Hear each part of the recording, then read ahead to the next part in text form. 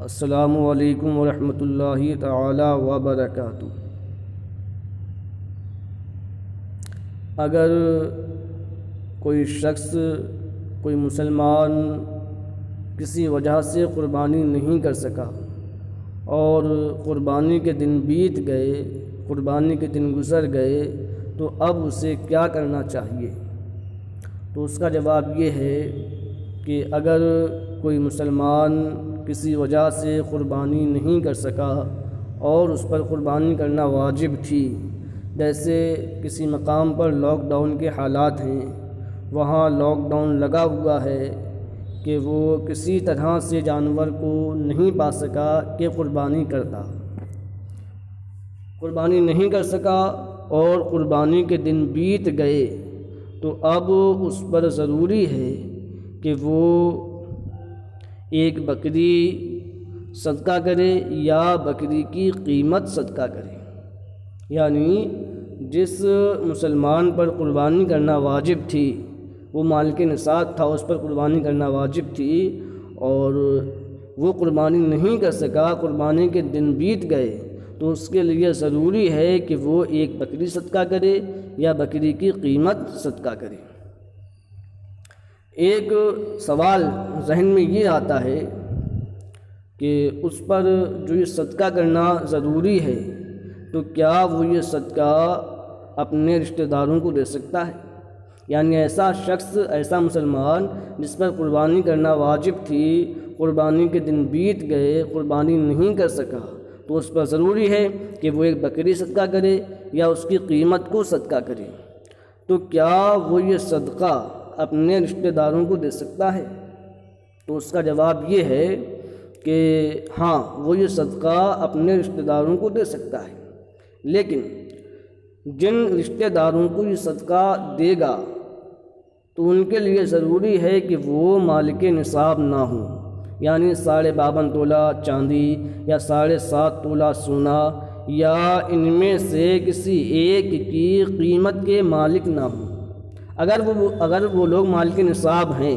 یعنی ان کے پاس 52.5 تولہ چاندی یا 7.5 تولہ سونا ہے، یا ان میں سے کسی ایک کی قیمت ہے، وہ ان چیزوں کے مالک ہیں، تو یہ شخص اپنے ان رشتہ داروں کو یہ صدقہ نہیں دے سکتا ہے۔ دوسری بات یہ ہے کہ جن کو یہ صدقہ دے رہا ہے، جن رشتہ داروں کو یہ صدقہ دے رہا ہے، تو ضروری ہے کہ وہ رشتہ دار اس کی اصل نہ ہوں۔ اصل مطلب جن سے یہ پیدا ہوا ہے، جیسے اس کی ماں، اس کے باپ، اس کے دادا اور دادی، نانا اور نانی، ایسے ہی اوپر تک، تو یہ اپنی اصل کو صدقہ نہیں دے سکتا ہے۔ ٹھیک اسی طرح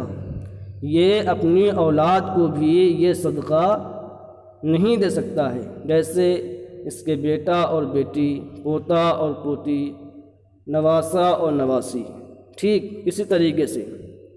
تو نہ تو یہ صدقہ یہ اپنی نسل کو دے سکتا ہے، یعنی باپ، ماں، ان کے اوپر، اور نہ ہی اپنی اولاد کو دے سکتا ہے، بیٹا اور بیٹی وغیرہ۔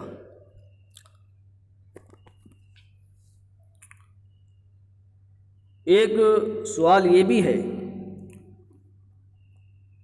کہ کسی مقام پر بہت زیادہ سخت حالات ہیں،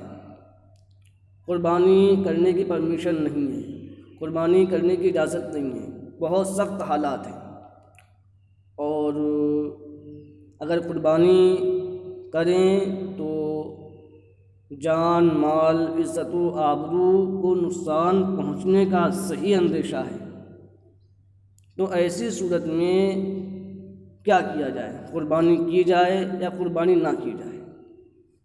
تو اس کا جواب یہ ہے کہ اگر کسی مقام پر ایسے حالات ہیں کہ اگر قربانی کی جائے تو قربانی کرنے والے کی جان، عزت و آبرو، مال کو نقصان پہنچنے کا صحیح خوف ہے، صحیح اندیشہ ہے، تو اس کے لیے قربانی نہ کرنا مناسب ہے۔ تو اس کے لیے مناسب یہ ہے کہ وہ قربانی نہ کرے اور قربانی کے دن گزر جانے کے بعد ایک بکری یا اس کی قیمت صدقہ کرے۔ اور اگر کوئی جانور قربانی کے لیے خاص کر رکھا ہے، متعین کر دیا ہے، اور دن بیت جائیں تو اس جانور کو ہی صدقہ کریں۔ ایک چیز اور ہے، بہت سے لوگ یہ سمجھتے ہیں کہ قربانی کی تو قربانی کے گوشت کے 3 حصے کرنا ضروری ہے، ایک حصہ گھر والوں کے لیے، دوسرا حصہ رشتہ داروں کے لیے، تیسرا حصہ فقیروں کے لیے۔ اس چیز کو، اس طرح گوشت